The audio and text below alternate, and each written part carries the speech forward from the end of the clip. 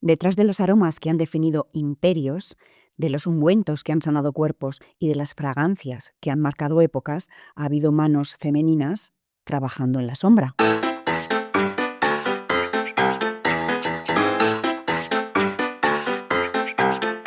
Mujeres que destilaban, maceraban, mezclaban y creaban, pero sin aparecer en ninguna etiqueta. La mayor parte del tiempo, el papel de las mujeres creadoras de fragancias ha sido anónimo, ya fuera en conventos, en las cortes, laboratorios o incluso en familias, comerciantes o industriales.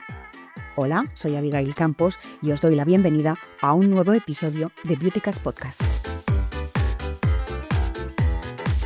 Hoy queremos hablar de la historia invisible de las mujeres perfumistas, alquimistas anónimas, maestras del olor, artesanas borradas de la memoria oficial en ocasiones, pero esenciales en la evolución del arte olfativo. Abrimos las puertas de ese pasado, a veces olvidado, y lo hacemos en compañía de Sandra Iruela. Bienvenida a Beautycast. Hola, muchas gracias. Sandra Iruela es ingeniera química, perfumista, consultora de marketing olfativo y divulgadora olfativa. Dirige la compañía Sandir. En su trayectoria de 20 años ha colaborado con marcas como Dior, Shiseido, Unilever o Isdin. Dirige su propia escuela de perfumería y una línea artística de fragancias. Y también es podcaster. Dirige y presenta el canal de podcast de Sandra Iruela. Pues Sandra, si te parece, vamos allá. Empieza nuestro viaje en el tiempo para conocer la historia invisible de las mujeres perfumistas desde la antigüedad. Esto es Beautycast Podcast, donde la moda sí tiene historia y nos encanta contarla.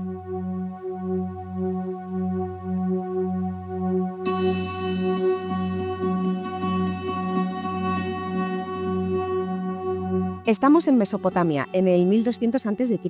Una mujer, a ver si lo digo bien, Taputi Belatekalin, es la primera perfumista de la historia, al menos de la historia conocida. ¿Quién es esta mujer, Sandra, y a qué se dedica?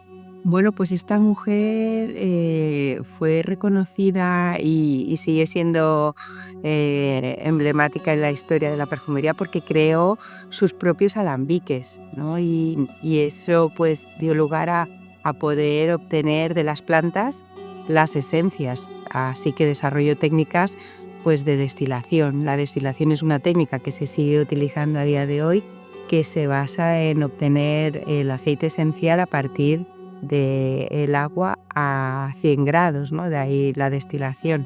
Entonces, bueno, pues el hecho de que ella recolecta plantas, frutos y flores, pues hace que utilizando este método de la destilación se obtengan materias primas, esencias, y eso es la combinación de diferentes fragancias y es lo que da lugar al primer perfume de la historia. O sea que podemos decir que es una auténtica pionera, vaya. Totalmente, es la primera perfumista de la historia.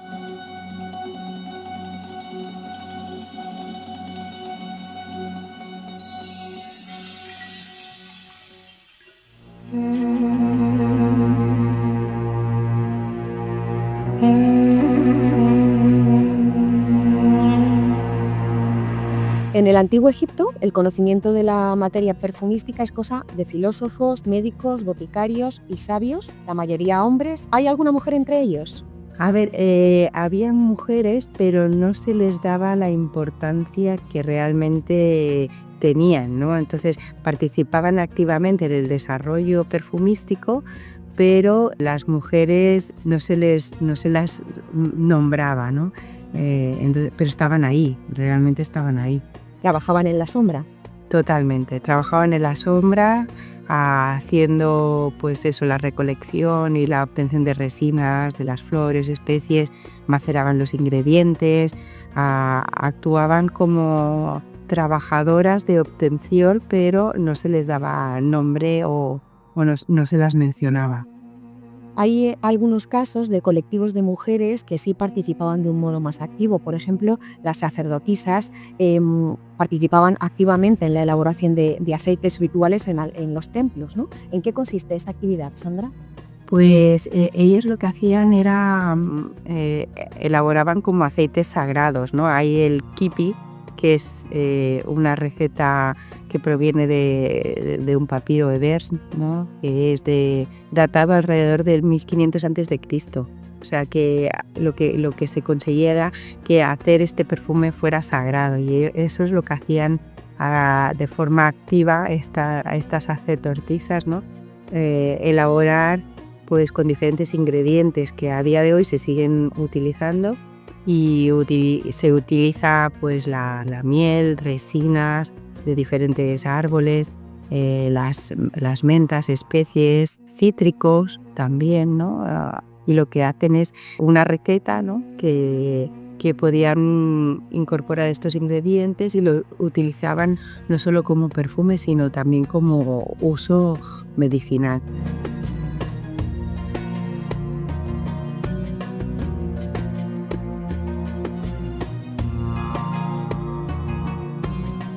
Estás escuchando Beautycast Podcast.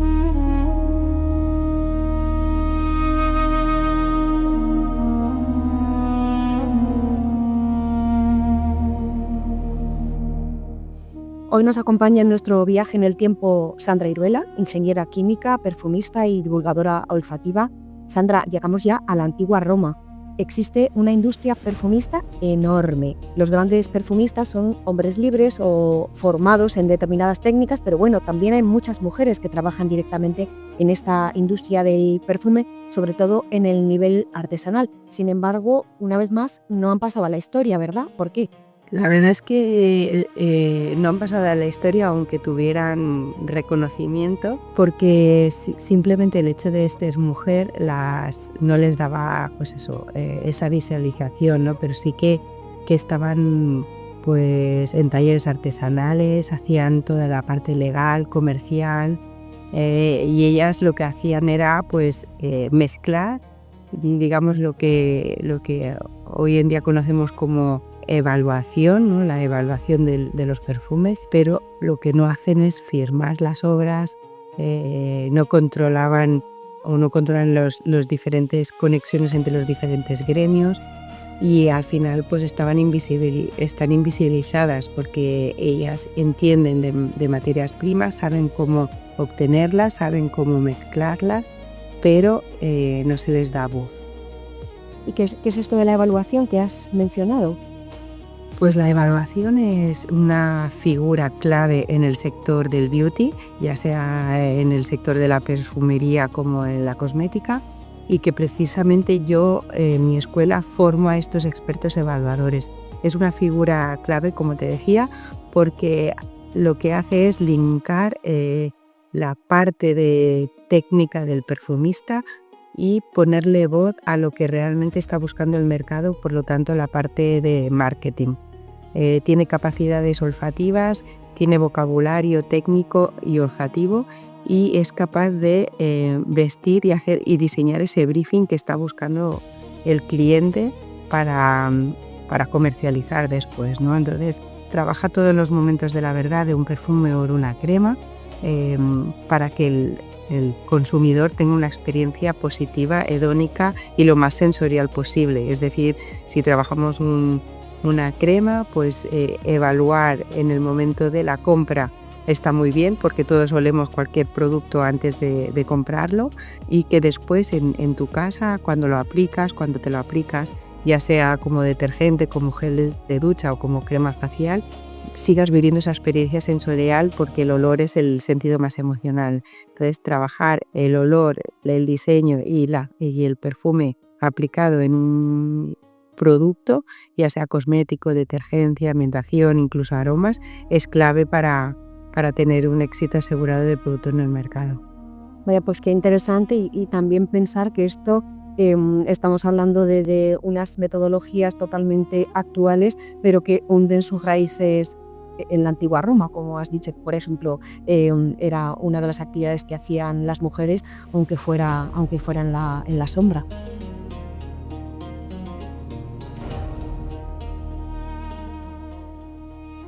Sandra, en Roma también tenemos que hablar de las cosmetae. ¿Quiénes son?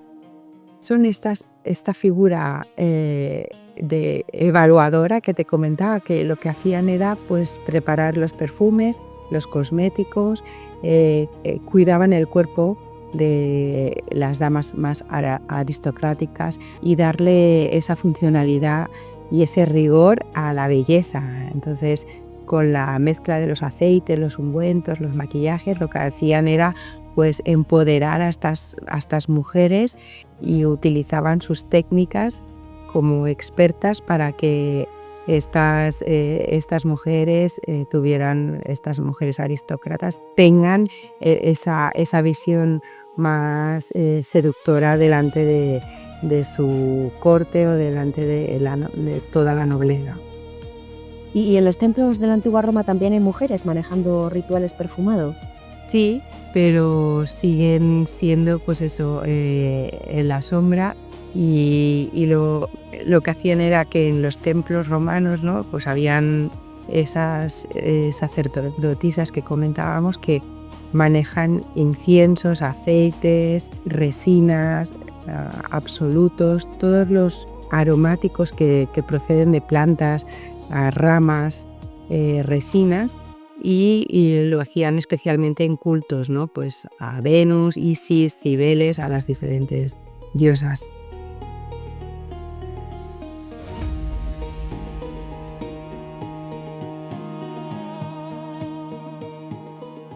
Si sobreviviste a unos tacones imposibles o llevaste en tu boda el vestido de tu madre, queremos saberlo. Participa en la sección Tu historia en la moda. Envía tu anécdota escrita o en una nota de audio a elbuzondebeautycast@gmail.com.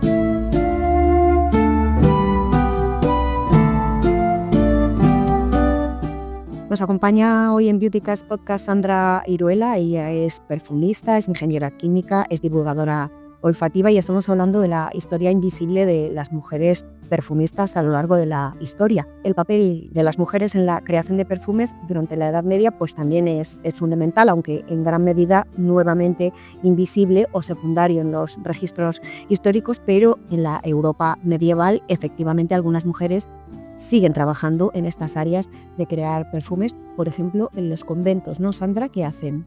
Sí, son las monjas que lo que hacen es cultivar esos jardines que están llenos de plantas aromáticas. La lavanda, el romero, el tomillo, no dejan de ser plantas, son aromáticas y se utilizan tanto para fines culinarios como para ungüentos y perfumes.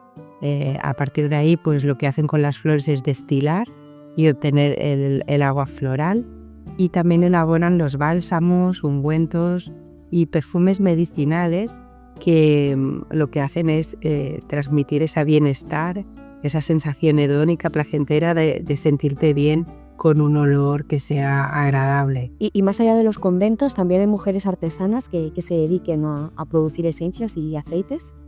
Sí, en los talleres familiares las mujeres trabajan la destilación, la maceración. La destilación es esta técnica que comentábamos a través del vapor del agua, y la maceración son técnicas como más elaboradas y más clásicas y tradicionales, que es la obtención del aceite esencial mediante mantecas animales o vegetales, y ese propio aceite queda impregnado en esa manteca y solo que utilizamos como una pomada o un ungüento para utilizar en la piel en forma de hidratación, porque no deja de ser una manteca perfumada.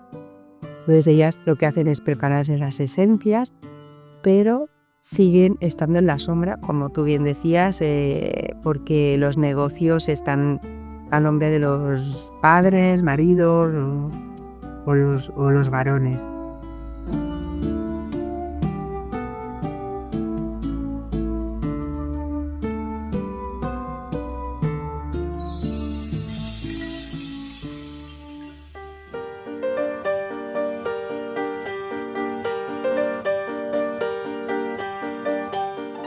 En Beautycast Podcast nos acompaña Sandra Iruela. Sandra, llegamos al Renacimiento. La perfumería pasa de ser símbolo de lujo y estatus. Las nobles y damas de la corte, como por ejemplo Catalina de Medici, pues juegan un papel fundamental en el impulso de la demanda de los perfumes, porque encargan perfumes personalizados, introducen nuevas fragancias. Esa rica industria entiendo que sigue en manos de los hombres en el Renacimiento.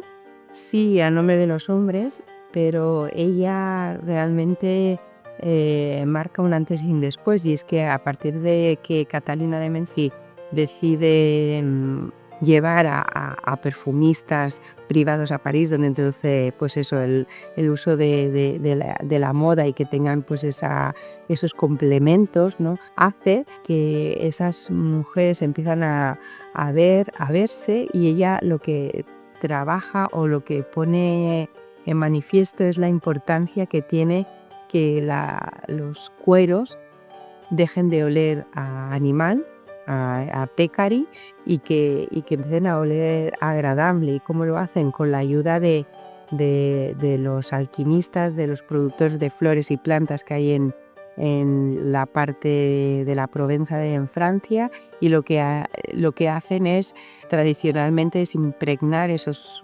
guantes de cuero con plantas, y de ahí que nace esa profesión. O sea, que ella de alguna forma pone en manifiesto la importancia de que también el cuero o las prendas que utilizan huelan y huelan bien. Entonces, bueno, es relevante en ese sentido. Claro, y eso es un complemento que se pone muy de moda, ¿verdad?, en esta época, que son esos guantes perfumados que tú dices. Hasta ese momento el cuero, evidentemente, pues olía un olor animal que resulta desagradable al olfato humano, pero al perfumar esta materia se consiguen esos guantes perfumados que se ponen muy de moda, ¿verdad? Se ponen muy de moda porque al final la piel, antes de encurtirse, funciona como nuestra piel, que está humectada y que tiene esa peculiaridad, ¿no?, de desprender ese olor. En cambio, si nosotros le ponemos esas plantas que desprenden ese aceite esencial, queda como traspasa, ¿no? Traspasa y penetra en esos poros, y lo convierte en una elegancia y sofisticación del uso de llevar guantes.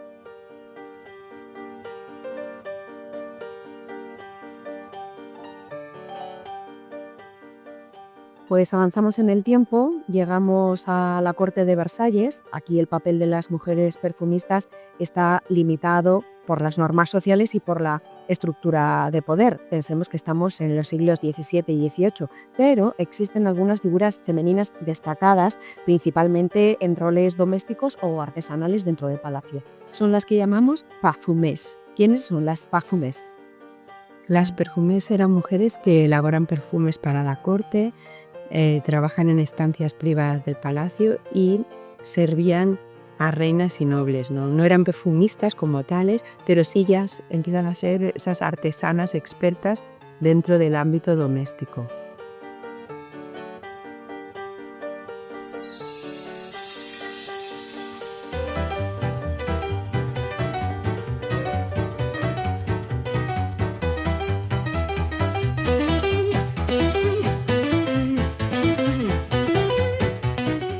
Hoy estamos hablando de la historia invisible de las mujeres perfumistas, acompañadas de Sandra Iruela, que es perfumista y es experta en estos asuntos de la divulgación olfativa.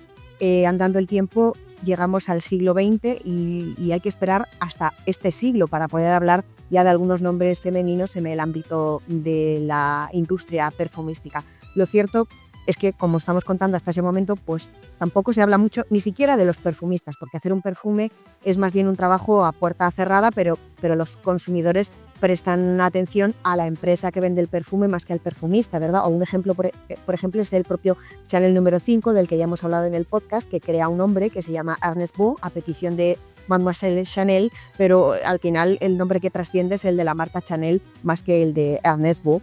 A no ser que uno sea pues experto o conozca un poco esta parte de la historia del perfume. Aún así, el número de mujeres en primera línea es muy pequeño, pero hay algunas. ¿Algún ejemplo, Sandra? Charmaine Cellier, por ejemplo. ¿Cuál es el legado de esta mujer, que era química de formación? Pues ella revolucionó la perfumería añadiendo en sus composiciones moléculas sintéticas. Y ahí nace un poco lo que es la perfumería moderna, lo que llamamos la incorporación de notas sintéticas en la elaboración de un perfume. Hasta ese momento hablábamos de esas lavandas, de ese romero, de ese tomillo, y ella abrió la puerta a una perfumería moderna, femenina y creando pues eso, fragancias mucho más vibrantes, transparentes, auraces, y eso se crea única y exclusivamente con moléculas.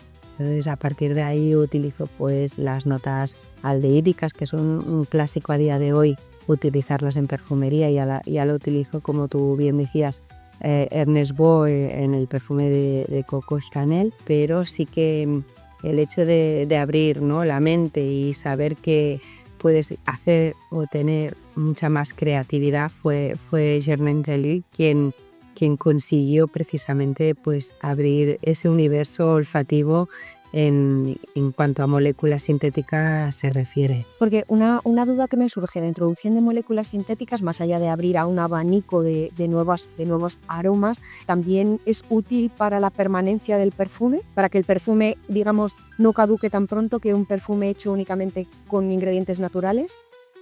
Bueno, aquí hay dos partientes, una de la de caducidad, que un perfume en principio no caduca, pero la de fijación sí. Lo que aporta esta materia prima es fijación, durabilidad. Al final es el atributo número 1 que cualquier persona que compra un perfume quiere, que el perfume te dure. Entonces, ¿cómo lo conseguimos?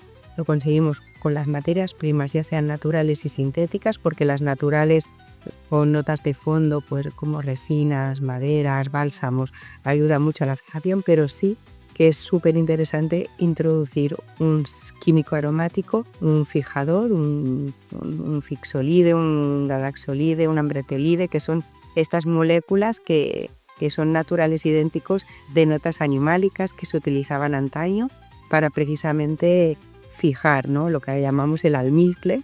Pues son notas que aportan esa fijación y hacen que el perfume sea menos volátil y que aguante mucho más en la piel. Qué interesante. Otro nombre que va a ser muy conocido para los oyentes es el de Estée Lauder, la gran dama de la cosmética, que además tiene una gran nariz. ¿Qué aporta Estée Lauder a esta historia del perfume en el siglo XX? Pues ella, aún no siendo una perfumista técnica, lo que sí que tenía es una gran nariz, y eso, su objetivo era democratizar el perfume de lujo, y lo consiguió pues con un trabajo audaz en lo que era el desarrollo de la cosmética. Supo entender y penetrar con una cosmética delicada y que realmente pues que cualquier mujer tuviera el gusto y la satisfacción y la necesidad de embellecerse con sus cremas, y a partir de ahí poco a poco ella fue liderando proyectos de perfumería y sigue siendo referente a día de hoy. Otro nombre quizá no tan conocido para el gran público, pero es una perfumista influyente, es Sofía Grossman. Ella nace en Bielorrusia, pero emigra a Estados Unidos y alcanza fama internacional porque, por ejemplo, entre sus creaciones tiene algunos perfumes muy conocidos como White Lion en 1978 o Trésor de Lancôme, que crea en 1990. ¿Cuál es la aportación de Sofía Grossman? Bueno, Sofía lo que fue una transgresora a la hora de crear perfumes. Ella tenía un estilo propio, realmente se la reconoce por sus perfumes más icónicos, y es que algo que ella tenía muy arraigado y que era como un denominador en todos sus perfumes es que utilizaba la rosa. Era una enamorada de la nota floral rosa, y de seguida hacía que su perfume pues fuera reconocible. Hablamos de perfumes icónicos, como tú decías, pues el Trésor, Eternity, también Paris, ¿no?, que es, al final todos tienen ese común denominador de notas de flores como la rosa, violetas, y con ese storytelling hace que se reconozca pues a Sofía como embajadora de las notas florales a rosa. Podemos decir que el siglo XX es el siglo en el que esta historia invisible de las mujeres perfumistas a lo largo de la historia empieza a ser menos invisible, porque ya estamos hablando de nombres propios. Hemos hablado pues, de Sofía Grossman, de Estée Lauder, aunque no era perfumista, pero sí era una gran nariz, Germaine Joly. ¿Crees, Sandra, que es este siglo XX el que marca la diferencia? Sí, porque grandes firmas de casas de perfumería de moda o de diseñadores, etcétera, confían y empiezan a apostar por perfumistas, ¿no? Mujeres que tienen talento, que saben desarrollar perfumes, que tienen una formación científica muy visionaria, ¿no? Con esa visión más contemporánea, que tienen sensibilidad artística y que no deja de ser como un denominador en la mayoría de las mujeres, ¿no? Esa sensibilidad que nos hace únicas. Al final, tener ese aporte artístico también vale la pena remarcarlo, ¿no? Y creo que a día de hoy las casas siguen apostando por mujeres por esa sensibilidad que tenemos. ¿Tú tienes algún nombre favorito por su historia, por su creación, algún nombre de alguna perfumista contemporánea que a ti te interese especialmente? A ver, hay muchísimos, pero Daniela Andrier, por ejemplo, que ha trabajado para fragancias de marcas súper prestigiosas como pues, Bulgari o Calvin Klein, etc. Realmente pues, tiene unas fragancias muy innovadoras que cautivan, ¿no? Tiene unas habilidades muy innatas y que la hacen pues, que sea un referente, ¿no? O Natalie Lawson también, ¿no? Pues son perfumistas que siguen marcando tendencia, o Anne Filippo, que son de estas perfumistas que están como en primera línea, ¿no? Siguen siendo minoría, pero estamos ahí abriéndonos puertas, estamos apostando por la innovación, por la sensibilidad.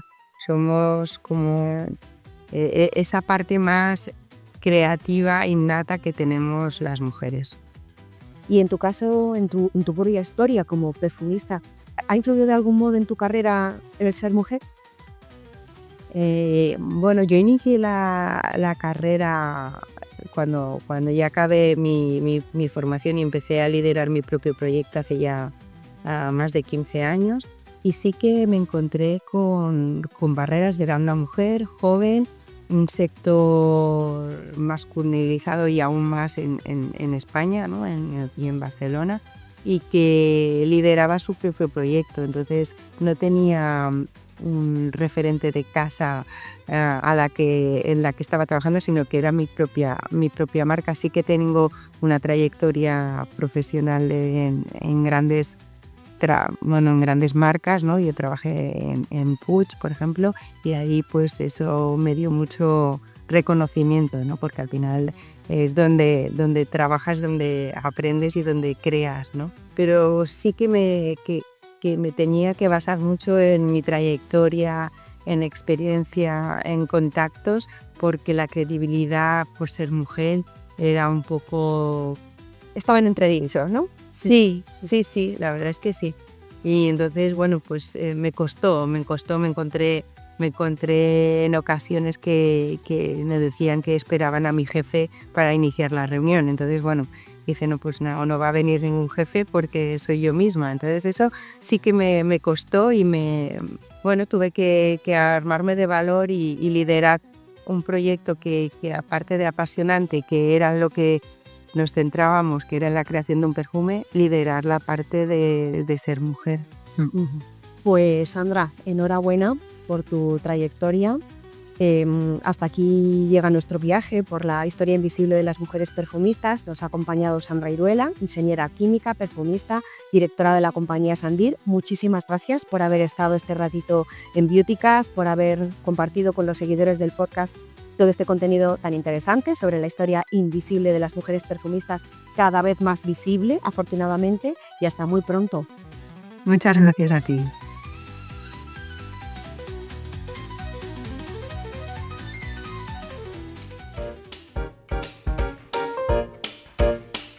Tu historia en la moda. Nosotros continuamos con el resto del programa. Antes de seguir, quiero enviar un saludo muy cariñoso a unos nuevos oyentes que se han incorporado a esta comunidad. Ha aparecido un grupo de personas que escucha Beautycast desde Reino Unido, así que os mando un abrazo muy fuerte y estoy encantada de teneros por aquí. Vamos con nuestra sección Tu historia en la moda, el momento en el que el micro pasa a manos de los oyentes para que nos contéis las historias que tengáis, graciosas, tiernas, anecdóticas, penosas, ¿por qué no?, relacionadas con la moda y la belleza. Hoy escuchamos a Leti y su historia con un maquillaje que se quedó a medias. Hola, soy Leti, bueno, os voy a contar mi historia de lo que me pasó con el maquillaje. Yo todos los días voy en coche a trabajar. Y en los semáforos aprovecho para maquillarme. Pues en estas que me estoy maquillando me llamó el jefe. Tiré todo y me quedé pues a medias con el maquillaje, se me fue la pinza y así me fui a trabajar. Y mi compañera de al lado me dice, ¿qué te pasa hoy? Y yo, ¿qué pasa? Bueno, primero se me queda mirando raro y yo, ¿qué la pasa esta? Y de repente me dice que por qué me maquillo así. Y yo, ¿cómo? Me miro al espejo, tenía solo la parte de abajo del labial. Y es el único día que me maquillaba en rojo, el labial. Bueno, un cuadro, pero bueno, que al final, bien, me pinté el otro cacho, nos reímos un rato y ya está. Y esa es mi historia. Me da a mí la sensación, Leti, de que no has sido la primera ni serás la última a la que le pasó esto, sobre todo los que vivimos en grandes ciudades, que vamos siempre corriendo de un lado a otro. Mil gracias por pasarte por el podcast para contárnoslo, y si a vosotros os apetece, como a Leti, contarnos algo que os haya pasado, podéis escribirnos o dejar una nota de voz en el correo elbuzondebeautycast@gmail.com. elbuzondebeautycast@gmail.com.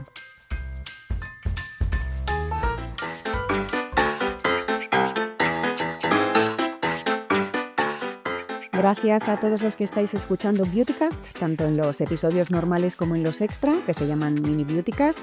Por cierto, que os ha gustado mucho el último Mini Beautycast, el de la historia de la bragueta. Muchas gracias por escucharlo. Sabed que me ayuda mucho que sigáis el programa y le deis like en la plataforma de audio en la que lo escuchéis, ya sea Spotify, iVoox, Podimo, Apple Podcast o YouTube.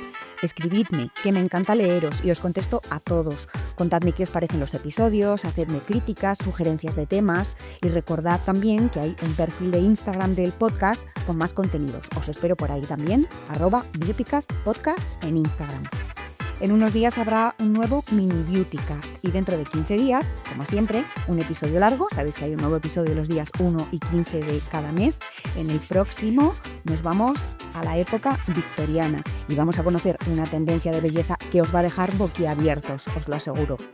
En breve también va a haber una nueva sección, os la adelanto, aunque de momento no os puedo contar más, pero creo que os va a gustar. Y nada más, muchas gracias por escucharme, disfrutad mucho la vida, sed felices y hasta pronto.